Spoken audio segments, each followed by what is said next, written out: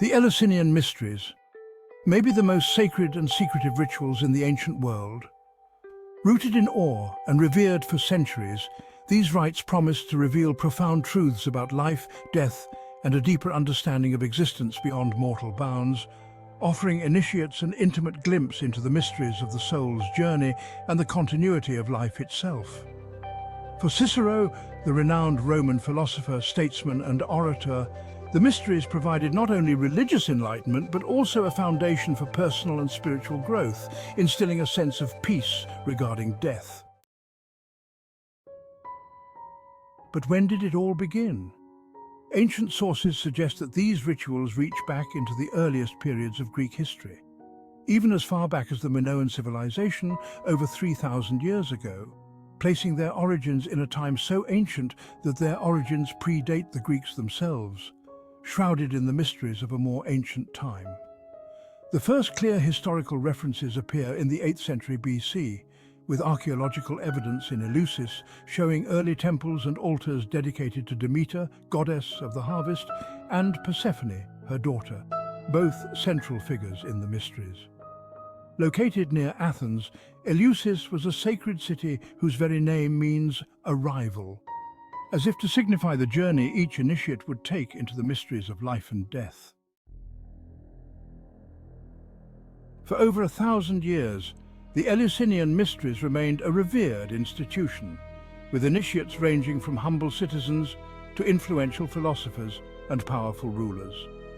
Participation was remarkably inclusive, for its time-free men, women, and even slaves could be initiated as long as they hadn't committed murder or sacrilege. Such openness, governed only by moral requirements, was rare and striking, particularly in an age often defined by strict social hierarchies.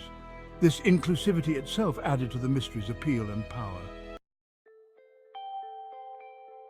Among the most renowned figures to partake was the philosopher Plato himself. As an epoptes, or overseer, Plato immersed himself in the mystery's wisdom, which likely shaped his views on the soul and the afterlife. And he was not alone. Figures of unparalleled influence and intellect walked the sacred path to Eleusis, including Sophocles and Pindar. Even Roman emperors like Marcus Aurelius sought initiation. When the temple was destroyed by the Sarmatians in 170 AD, Aurelius funded its restoration, underscoring the mystery's profound significance, even to an empire that often looked beyond the Greek gods. For those fortunate enough to experience the mysteries, the journey was more than just ritual. It was a path to enlightenment. Accounts from ancient initiates describe a profound transformation, a feeling of peace, and a sense of unity with the divine. Many claim to have overcome the fear of death, believing in an afterlife of tranquility and wisdom. The mysteries were a revelation, an unspoken promise of life beyond mortal existence. Central to the rituals was the consumption of a sacred drink known as the Kykeon. While its exact ingredients remain a mystery, some modern scholars speculate that it may have contained psychoactive substances, possibly similar to LSD, which could have induced altered states of consciousness. This theory suggests that the Kykeon's effects might have helped initiates experience a deeper spiritual connection, enhancing their perception of the divine.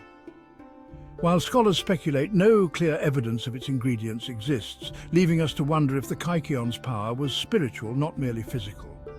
However, this idea brings about some important considerations. For one, ancient accounts suggest that participants shared a remarkably similar sacred experience.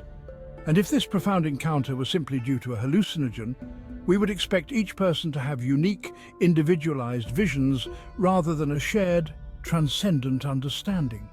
Additionally, the presence of notable figures, philosophers, poets, and even emperors who approached the mysteries with the utmost reverence and seriousness implies a depth of spirituality that likely transcended a mere psychedelic experience. The ancient Greeks saw these rituals as sacred, an integral part of the divine order, and the profound respect they held for the mysteries challenges the notion that the Kykeon was simply a psychedelic tool. That said, it's possible that the drink contained natural ingredients that could have aided in relaxation or mental clarity, helping initiates become more open to the spiritual insights of the ritual. Ultimately, the Kykeon may have served as a bridge, guiding participants towards a heightened state where they could fully embrace the revelations of the mysteries without solely relying on a hallucinogenic effect. And then came their end. In 395 AD, the sanctuary at Eleusis was attacked and destroyed by the Goths under the rule of Alaric, plunging this sacred site into silence. The Eleusinian Mysteries, which had illuminated countless lives for centuries, were now lost to history. According to legend, the last Hierophant, the high priest of the Mysteries, met a tragic fate, marking the end of an era. It is said that he foretold a coming spiritual night for humanity, a prophecy that was tragically fulfilled, as his death was followed by the dark and tumultuous ages of the Middle Ages. With his passing, the wisdom of Eleusis was locked away, as the ancient knowledge slipped beyond the reach of mortal understanding, forever veiled in silence and mystery. So what were these elusive rituals? Due to the sacred vow of silence taken by the initiates, a vow remarkably upheld despite the vast number of participants, we have no reliable accounts of the actual content of the mysteries. However, we can carefully explore the myth that served as the central narrative for these rites: the abduction of Persephone by Hades, lord of the underworld. Stay with us as we delve into this profound story.